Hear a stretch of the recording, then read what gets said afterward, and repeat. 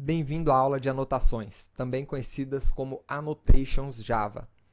Os códigos-fontes vêm acompanhados de documentação dentro dos comentários. Você aprendeu na aula passada como gerar uma documentação do seu sistema a partir dos comentários que você incluiu em cada uma das classes. Várias empresas possuem um cabeçalho padrão para todas as classes que ela gera. Esses cabeçalhos trazem informações sobre o nome do projeto, nome do cliente, nome do programador que criou a classe, a data de criação, data de modificação, número de revisão daquela classe e assim por diante. Algumas dessas informações são usadas para processamento automático dentro de um projeto real, utilizando ferramentas de integração contínua, instalação e testes de software. Então, para apresentar o uso das anotações, vamos criar uma classe chamada anotação.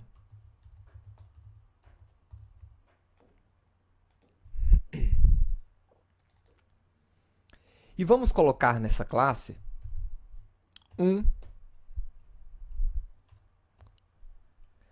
cabeçalho padrão típico de empresas. Então, por exemplo, em geral é colocado a instituição que está sendo atendida,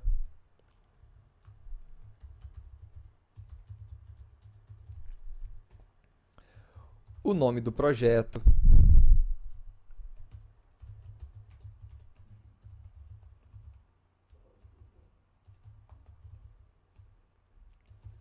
a data de criação,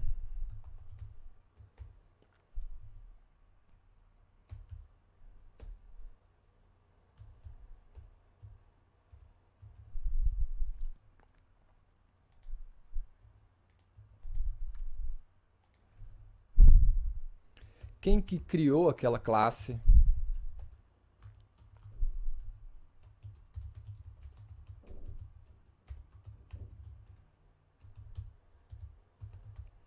e o número de revisões já feitas. Pronto, esse é um exemplo típico de cabeçalho de classes. Agora, como você pode ver, esse aqui é um modelo tradicional de documentação, né? Se a gente colocar aqui ainda mais um asterisco, vamos ter um comentário de documentação. O problema é que esse tipo de comentário ele gera uma série de dificuldades para ferramentas de processamento automático. Uma maneira mais inteligente de documentar dados que serão processados automaticamente é usando anotações. Tá? As anotações elas apresentam a informação de uma forma padronizada e estruturada, que é mais acessível ao processamento automático por ferramentas. Então, se você quisesse, por exemplo, representar esse cabeçalho através de uma anotação, nós poderíamos criar aqui uma outra classe, que eu vou chamar aqui de cabeçalho. Na verdade, não é uma classe, é uma anotação. Então, você vem aqui na opção Annotation e vamos informar o nome aqui, cabeçalho.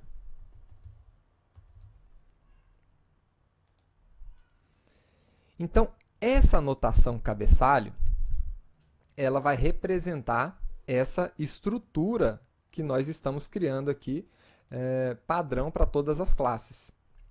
Essa estrutura de informação. Então, a nossa anotação ela é um tipo especial de interface, que vem aqui antes do nome interface o caractere arroba. Isso aqui indica a presença, a criação de uma anotação. Tá?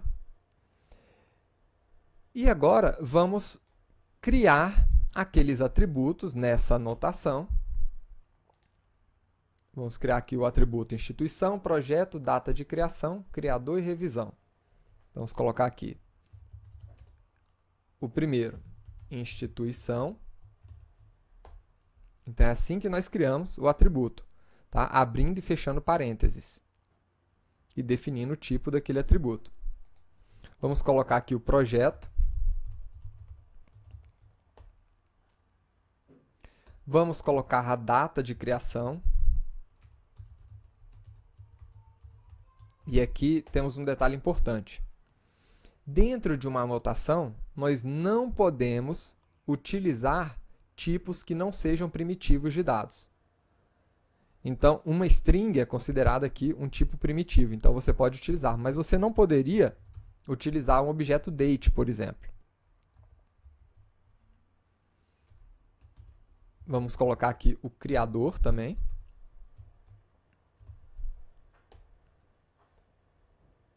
E o número de revisão. Agora, uma coisa interessante. Em geral, a revisão, né, pode começar sempre com o número 1. Então, você poderia definir um valor default, um valor padrão de inicialização daquele atributo.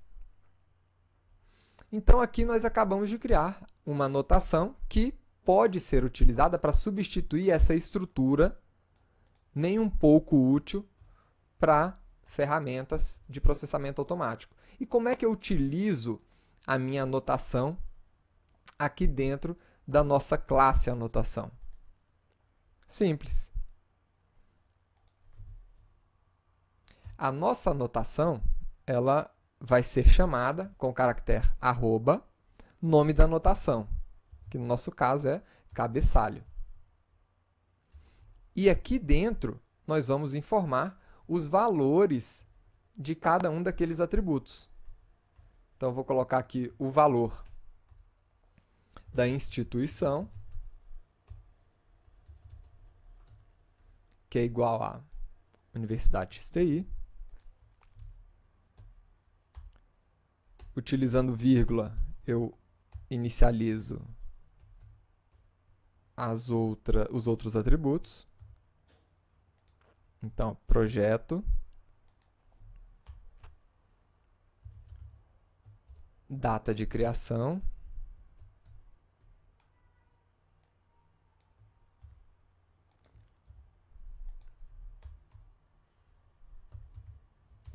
criador,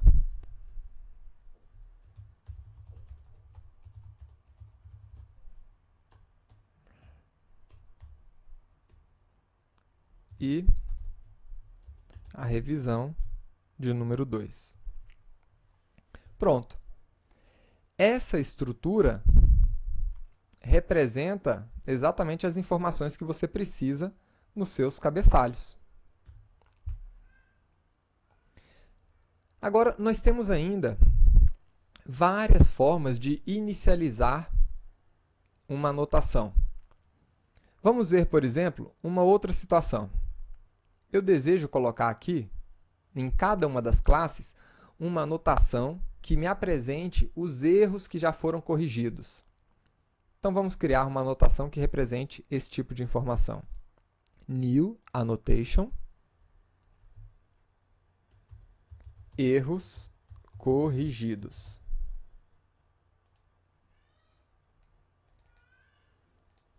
O que é que eu preciso de informação nos meus erros corrigidos? Simplesmente um conjunto dos erros. Lembre-se que você não pode utilizar tipos que não sejam primitivos. Então, nada de array list aqui. Tá? Vamos utilizar um array de strings. Agora, nós podemos demonstrar os vários tipos de inicialização possíveis. Tá? Então, por exemplo, como é que eu inicializaria essa anotação aqui? Arroba erros corrigidos. Perfeito. Agora, aqui dentro, nós vamos ter erros corrigidos. Perfeito. Agora, aqui dentro, nós vamos ter que inicializar o nosso atributo de erros. E como ele é um array de strings, então eu posso criar aqui um array dessas strings. Então, eu tenho o erro 0001 e o erro 0002. Essa é uma maneira. Agora, se o seu array possuir apenas um elemento, então você pode usar um atalho. Você poderia suprimir aqui essas chaves e colocar apenas dessa maneira, sem nenhum problema. Tá? Agora, imagine que a sua anotação tenha apenas um campo. Então, ela tem o campo erros aqui.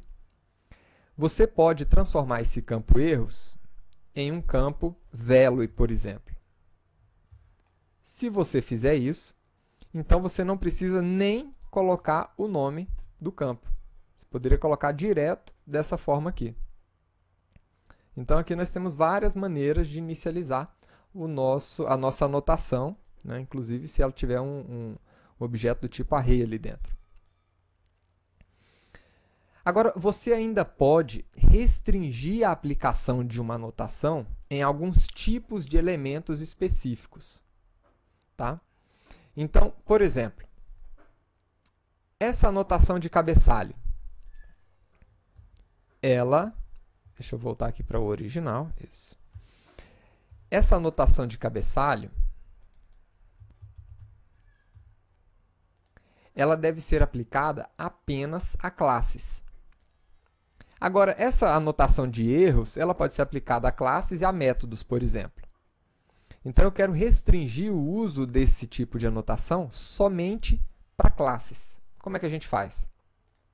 Então, lá na nossa anotação, cabeçalho, eu posso definir aqui em cima uma outra anotação, target, informando que o único elemento que pode receber essa anotação de cabeçalho é o elemento type, tá? Que faz referência a uma classe. Aí está. Agora, a nossa anotação erros corrigidos, ela pode ser aplicada tanto a classes como a métodos. Então, vamos colocar aqui element type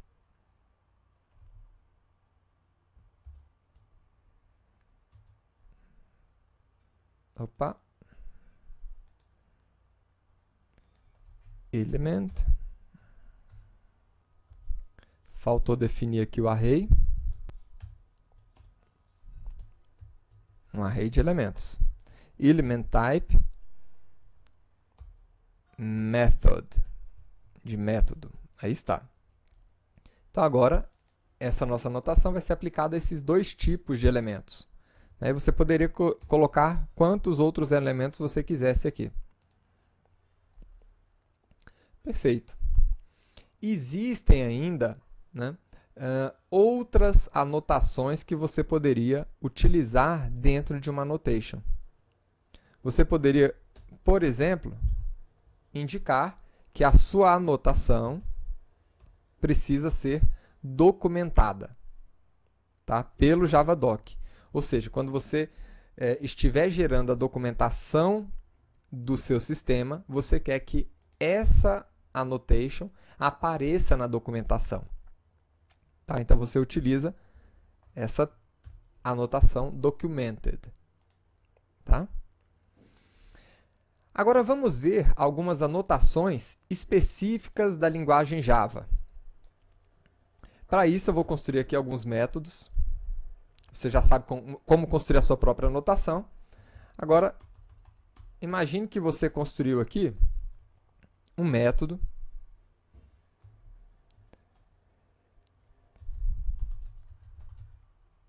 public void anotar.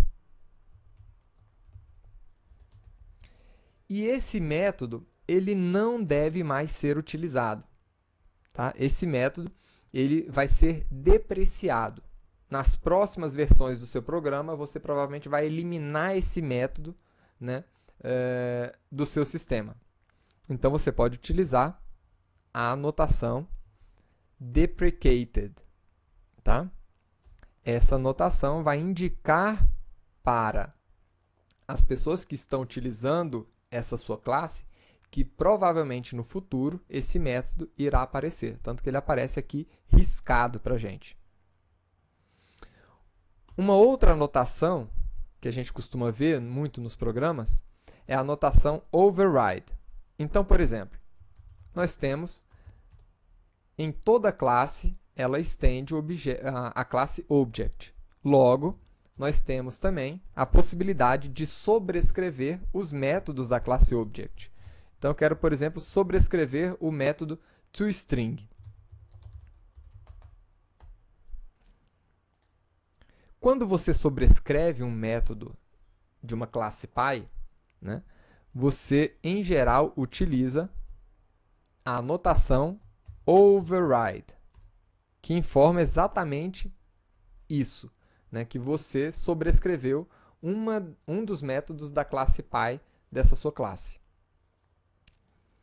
E existe ainda uma outra anotação que apareceu muito no nosso sistema, né, que é a anotação suppress warnings. Então, por exemplo, imagine que eu vá transformar essa nossa classe em um objeto serializável. Então, vou implementar serializable. Agora, a implementação dessa interface serializable exige que a gente adicione um número serial a essa classe. Mas eu não quero adicionar esse número serial. Eu quero que seja ignorada, né, que seja ignorado esse número serial nessa classe. Ignorado por quem? Pelo compilador. Porque se eu não colocar isso aqui, ele vai me informar um erro. Então, eu posso colocar aqui suppress warnings. E aqui eu vou suprimir, né, o erro serial que eu estou recebendo aqui nessa classe. Você poderia sobrescrever vários outros tipos de erros que costumam acontecer dentro das classes, tá? Em geral, a sua ideia Eclipse vai sugerir para você, nessas situações, né, que você adicione aqui um suppress warnings. Então, está. Adicionou suppress warnings para a gente. Aonde mais você poderia suprimir um tipo de erro? Por exemplo, se eu criar aqui uma variável privada e não utilizar ela em nenhum lugar da minha classe. Então, isso aqui gera um erro, né, falando que essa variável não está sendo utilizada, e a gente poderia também, né, adicionar um suppress warning para informar que que a gente sabe que essa variável não está sendo utilizada. Eu posso colocar isso tanto na minha variável direto, né, como poderia colocar, inclusive, ali na classe. Tá? Então, a gente poderia ver aqui o uso disso, inclusive nos métodos também. Então, está aqui. Você pode utilizar dessas várias maneiras.